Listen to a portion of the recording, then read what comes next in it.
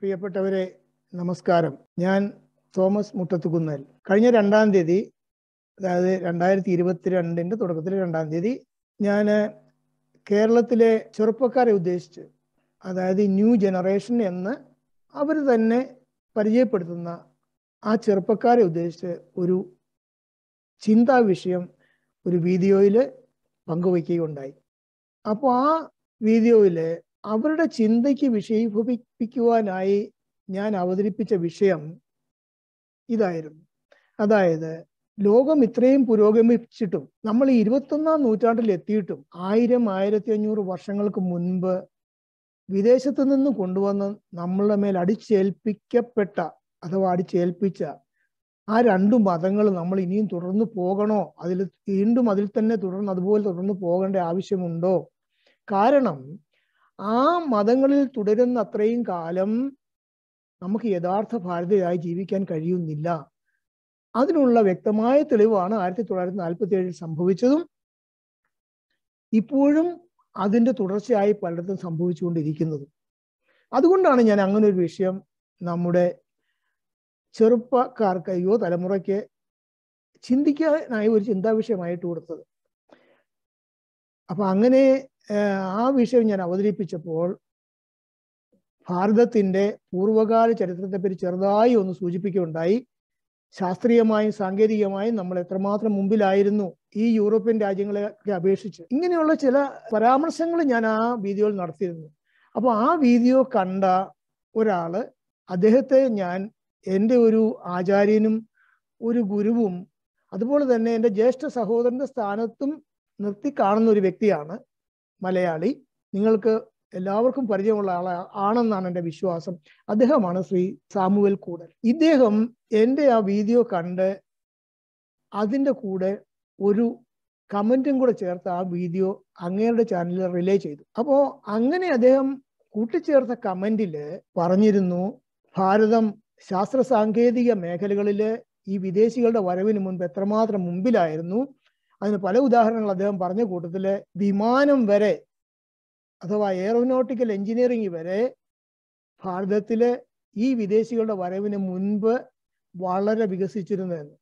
അപ്പൊ അത് കേട്ടപ്പോൾ എനിക്ക് തോന്നി, അങ്ങനെയുള്ള കാര്യങ്ങൾ കുറെ കൂടെ വ്യക്തമാക്കിയാൽ കൊള്ളാമെന്ന്. എന്ന് പറഞ്ഞാൽ, ഈ വിദേശത്ത് നിന്നും അള്ളാഹയുടെ തിരഞ്ഞെടുക്കപ്പെട്ട ജനമെന്നും യഹോവയുടെ തിരഞ്ഞെടുക്കപ്പെട്ട ജനമെന്നും സ്വയം പ്രഖ്യാപിച്ച് ഭാരതത്തിൽ വന്ന് കൊള്ളയടിക്കുകയും ഭാരതം യഥാർത്ഥത്തിൽ നശിപ്പിക്കുകയും ചെയ്ത ആ അധിനിവേശ ശക്തികള് ഭാരതത്തിൽ വരുന്നതിന് മുമ്പ് ശാസ്ത്ര സാങ്കേതിക മേഖലയിൽ ഭാരതത്തിന്റെ നിലവാരം എന്തായിരുന്നു എന്ന് നിങ്ങൾ എല്ലാവരുമായി ഒന്ന് പങ്കുവെച്ചാൽ കൊള്ളാമെന്നുള്ള ഒരു ചിന്ത എനിക്ക് മനസ്സിൽ തോന്നി. അതിനെ അടിസ്ഥാനപ്പെടുത്തിയാണ് ഇപ്പോൾ ഞാൻ ഈ വീഡിയോ ഇങ്ങനെ നിങ്ങളുടെ മുമ്പിൽ അവതരിപ്പിക്കുവാൻ കാരണം. ഇതൊന്നും നമ്മൾ സ്കൂളിൽ പഠിപ്പിച്ചിരുന്നില്ല.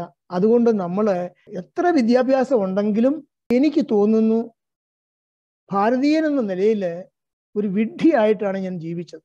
കാരണം എനിക്ക് അറിയേണ്ടതും ഞാൻ അറിഞ്ഞിരിക്കേണ്ടതുമായ കാര്യങ്ങളൊന്നും എന്നെ പഠിപ്പിച്ചിരുന്നില്ല.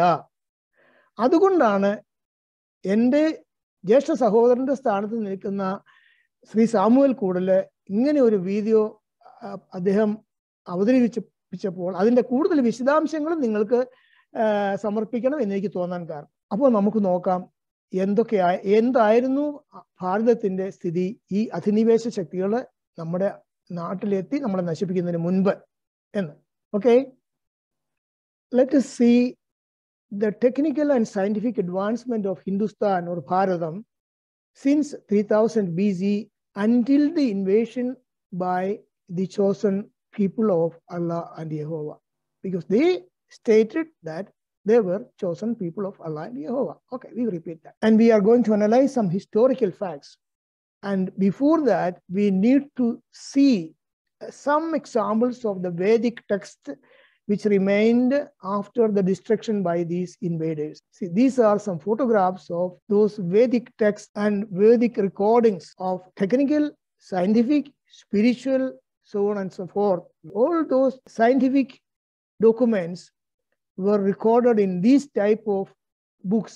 These are only a part of them, not even 1/100th or even 1/1000th of what we had. Please have a look on these just to have an idea how our ancestors did their work in the technical and scientific field, also in the spiritual field. See the collections again. In the preceding photos, we saw the books, how they were prepared.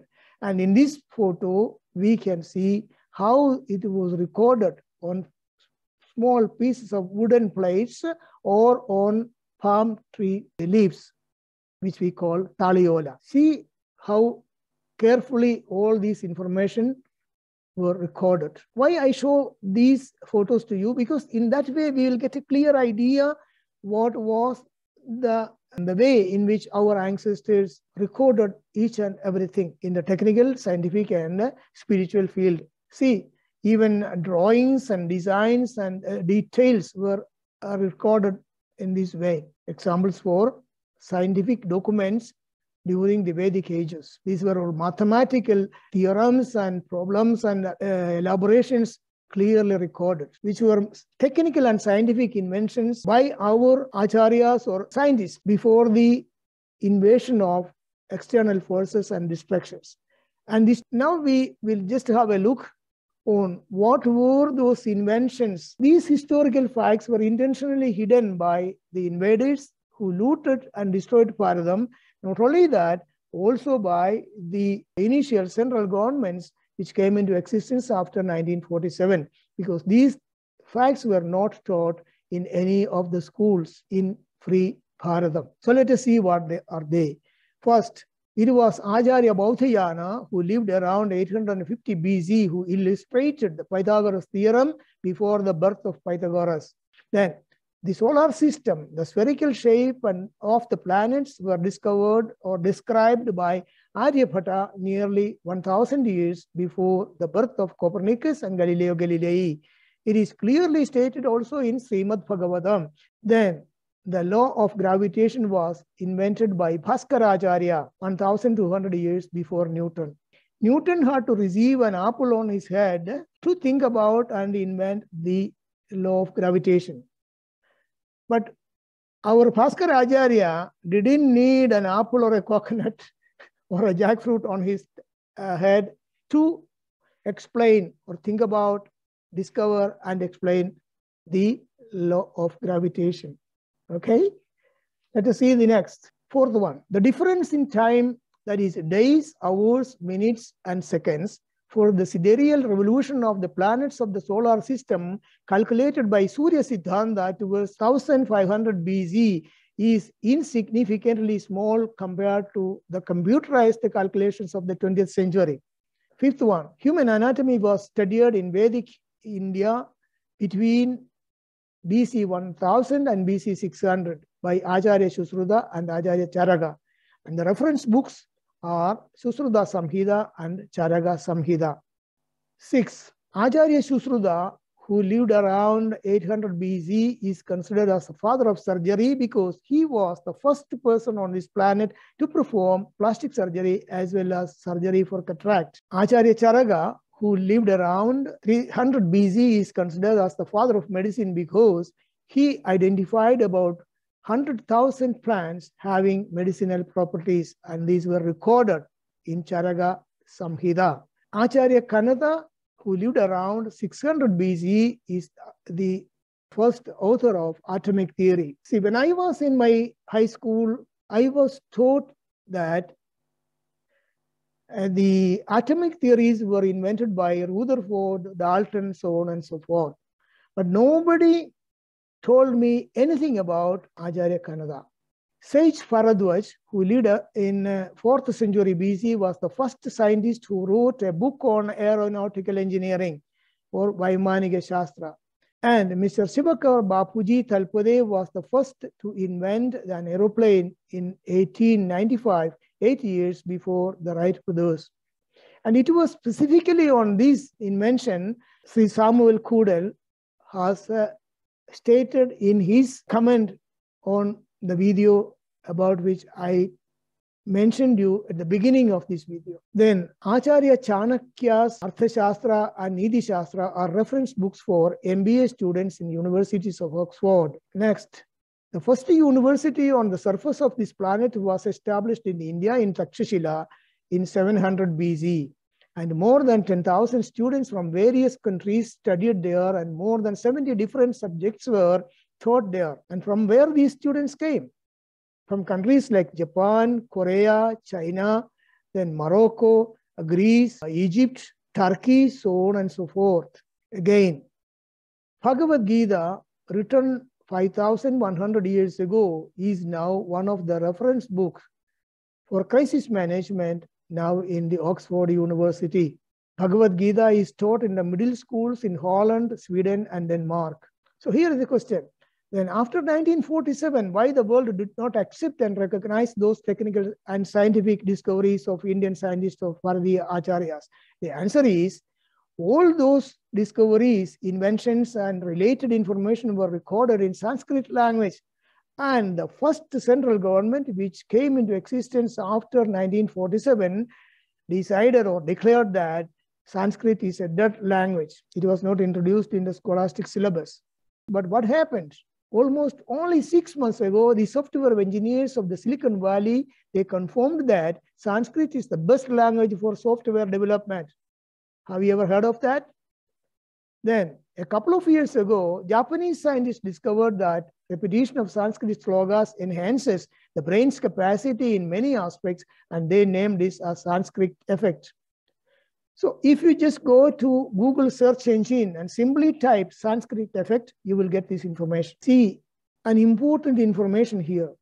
As it is reported in the 13th volume of the Encyclopedia of Indian War for Independence, written by Mr. M.K. Singh, and this book was later banned by the Congress government of India, Nehru had frequently stated that by education I am an English, by vision I am an internationalist, by culture I am a Muslim, and by accident of birth I am a Hindu. So in which aspect he was a real son of Hindustan or Bharatam? So the decision by the first central government to consider Sanskrit as a dead language was the reason why the rest of the world still don't know what exactly was our position and our level